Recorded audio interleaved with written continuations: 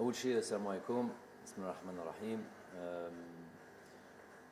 Effectivement, cette date du 29 mars restera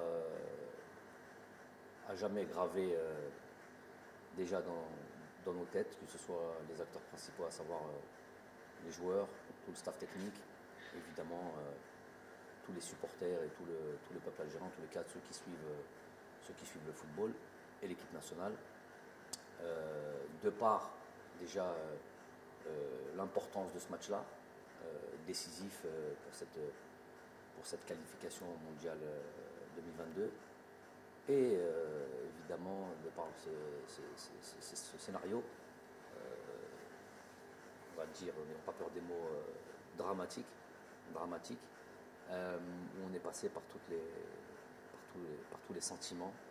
Et puis avec ce résultat final, et quand je dis scénario dramatique, je ne parle pas que des dernières secondes du match, je parle de l'ensemble du match, je parle des 2 heures, des 126 minutes qui ont jalonné ce match-là. Donc effectivement, c'est pas quelque chose qui chez moi peut disparaître aussi facilement. On avait fondé évidemment beaucoup d'espoir. C'est un projet qui a démarré à ma signature. Il était prévu, on parlait de qualification évidemment et de participation productive et positive aux différentes CAN, et puis cette Coupe du Monde.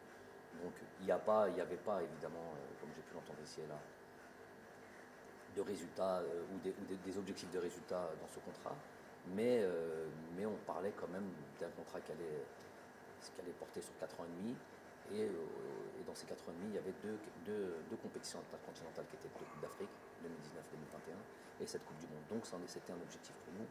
Évidemment que c'est une grande désillusion, une grande tristesse, et puis d'autres sentiments tels que la colère aussi. Donc on peut pas dire que l'on est totalement récupéré de ça et qu'on est déjà passé à autre chose. Ça serait mentir.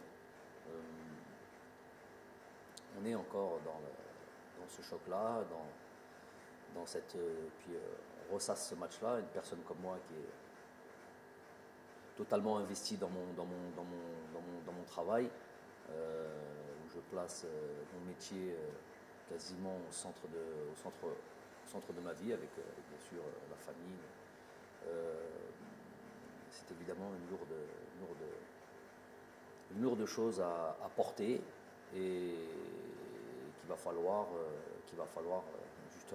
justement porter pendant un certain temps.